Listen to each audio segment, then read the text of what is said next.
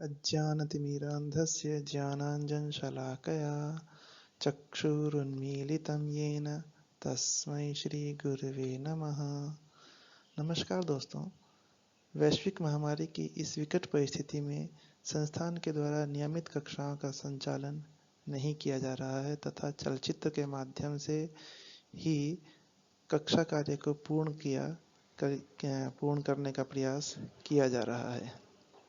संस्थान के इस प्रयास के द्वारा हम अपने कक्षा कार्य में को पूर्ण करेंगे तथा अभी तक जो कार्य हम कर चुके हैं उससे अग्रिम का विषय को हम अध्ययन करेंगे। लघु सिद्धांत कौमुदी में अभी तक हम अचसंधि प्रकरण तक का अध्ययन कर चुके हैं तथा इस चलचित्र के माध्यम से उसके अग्रिम भाग का अध्ययन हम आरंभ करेंगे। इसके अग्रिम भाग के रूप में हल संधि हमें प्राप्त होती है। हल संधि जैसा कि आप जानते हैं, संधि दो वर्णों के मेल से होने वाले परिवर्तन को संधि कहते हैं। उसी प्रकार हल संधि भी दो व्यंजनों के मेल से होने वाला परिवर्तन संधि कहलाता है। संधि में मुख्यतः हल संधि में मुख्यतः दो व्यंजनों की आवश्यकता है जिनके मध्य में कोई स्वर ना हो। उसी परिस्थिति में हल संधि की जा सकती है, अन्यथा किसी भी व्यंजन के व्यवधान और किसी भी हल अच के व्यवधान होने पर हल संधि संभव नहीं है। लघु सिद्धांत कौमुदी में अच संधि के समान ही हल संधि के भी अनेक भेद बताए गए हैं, जिसमें सर्वप्रथम भेद है सचुत संधि। सचुत संधि का सूत्र लघु सिद्धांत कौमुदीकार ने पाणिनि के अनुसार दिया है स्तोश्चुनाश्चु। स्तोश्चुनाश्चु सूत्र का अर्थ लघु सिद्धांत कौमुदीकार के अनुसार सकार तवर्गयोः शकार चवर्गाभ्याम योगे शकार चवर्गौ स्तः। अर्थात सकार एवं तवर्ग के योग में शकार एवं चवर्ग के होने पर सकार एवं तवर्ग के स्थान पर शकार एवं चवर्ग आदेश होते हैं।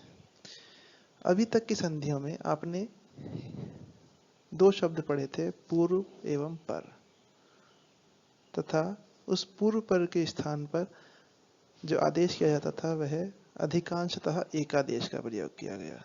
किंतु यहाँ पर एक नवीन शब्द है योग। जो योग शब्द है वो यहाँ पर विशेष प्रकार से संधि को दर्शाता है। सामान्य रूप से जब हम पूर्व पर की बात करते हैं तो वहाँ पर यह स्थिति होती है कि एक वर्ण पूर्व में होगा और दूसरा वर्ण पर में होगा। उन्हीं परिस्थितियों में यहाँ वो संधि होगी। किंतु यहाँ पर योग शब्द दिया गया है। योग शब्द का अर्थ यहाँ पर, यद्यपि योग का अर्थ जोड़ होता है, किंतु यहाँ पर इसका अर्थ संपर्क लेना चाहिए, क्योंकि संपर्क अर्थ लेने पर इसमें पूर्व अथवा पर का भेद नहीं रहता तथा ये संधि के अनुसार सकार एवं तवर्ग को शकार एवं चवर्ग में परिवर्तित कर दिया जाता है।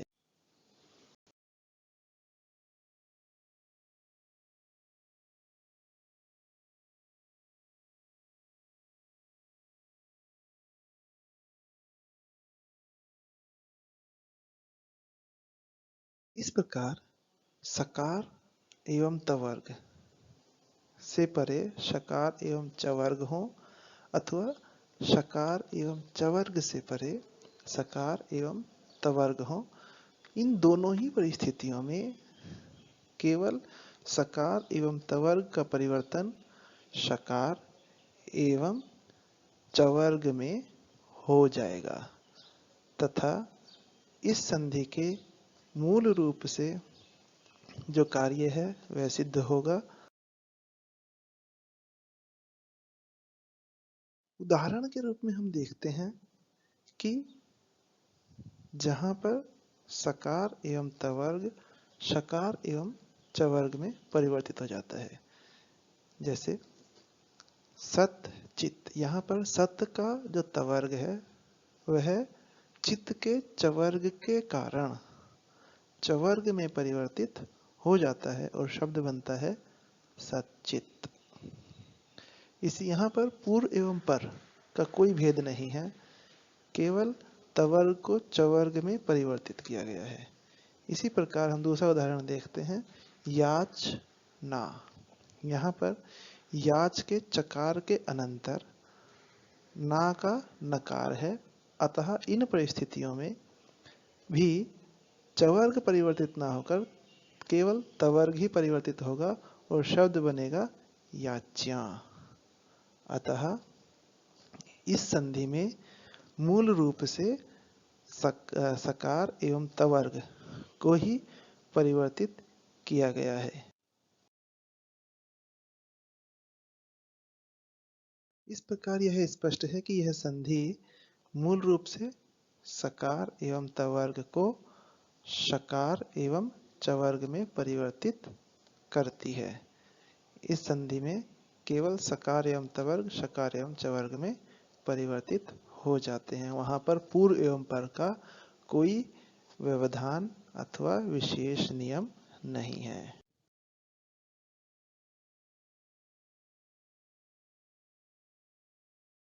इस प्रकार यह स्पष्ट हो जाता है कि इस संधि के संध्यक्षर के रूप में, जिससे हम ग्रंथ अध्ययन के समय शब्दों को पहचान सकें, उसमें संधि को पहचान सकें, उसकी सहायता के लिए हम यहाँ पर संध्यक्षर के रूप में शकार एवं चवर्ग को ग्रहण कर सकते हैं। अर्थात जिस किसी भी शब्द में शकार एवं चवर्ग एक साथ हों, वहाँ पर इस संधि का प्रयोग किया गया है तथा उन्हें हम संधि विच्छेद करके दो भिन्न भिन्न शब्दों के रूप में जान सकते हैं।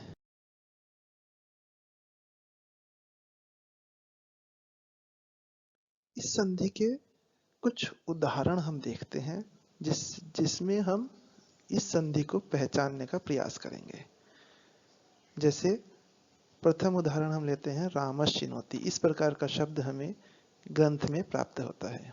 यहाँ पर जो ये श ची दिया गया है, श ची में शकार एवं चवर्ग दोनों वर्ण हैं, दोनों के मध्य कोई स्वर नहीं है तथा इन दोनों में शकार एवं चवर्ग की स्थिति भी यथावत घटित होती है।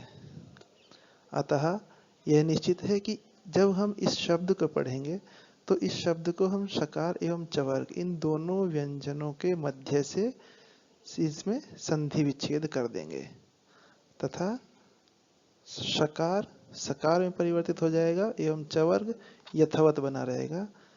तब इसका संधि विच्छेद बनेगा रामस चिनोति। इसी प्रकार एक और उदाहरण हम देखते हैं, शारंगिन जय।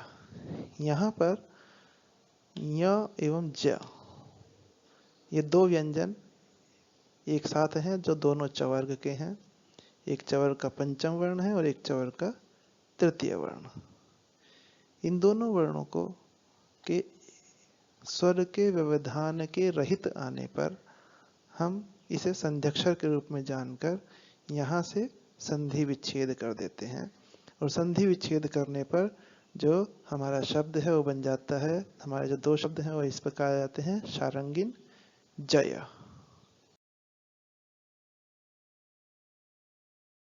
इस प्रकार यह संधि सकार एवं तवर्ग को शकार एवं चवर्ग में परिवर्तित करते हैं। किंतु लघु सिद्धांत कौमुदीकार के द्वारा एक अन्य सूत्र दिया गया है इसी संधि के अंतर्गत। वह सूत्र है शात। शात सूत्र कहता है कि शात परस्य तवर्गस्य शचुत्वम न स्यात्, अर्थात शकार से परे तवर्ग के स्थान में शचुत्व न हो। अतः यदि हमें शकार से परे तवर्ग की प्राप्ति हो तो उस स्थिति में इस संधि का प्रयोग नहीं किया जाता। उस स्थिति में वह यथावत बना रहता है तथा उसमें कोई परिवर्तन नहीं होता। यह शचुत्व संधि के प्रत्युदाहरण अथवा सीमा के रूप में जाना जाता है।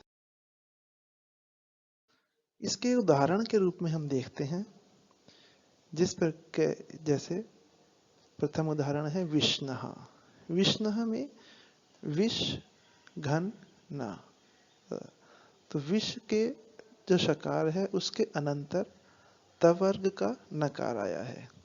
शचुत्व संधि के अनुसार यहाँ पर शकार से तवर्ग परे होने पर तवर्ग को चवर्ग आदेश हो जाना चाहिए था तथा यहाँ पर शब्द बनना चाहिए था विष्य, किंतु विष्य शब्द न बनकर शब्द बनता है विष्णः। अतः लघु सिद्धांत कौमुदीकार के द्वारा पाणिनि का यह सूत्र शचुत्व संधि की सीमा को बनाता है, सीमा को बताता है। इसका एक अन्य उदाहरण हम देख लेते हैं, प्रश्नः। यहाँ पर भी समान स्थिति है। प्रश्न के शकार के अनंतर तवर्ग का नकार है तथा इस परिस्थिति में शचुत्व न होकर यथावत स्थिति रहकर प्रश्नः शब्द का निर्माण होता है।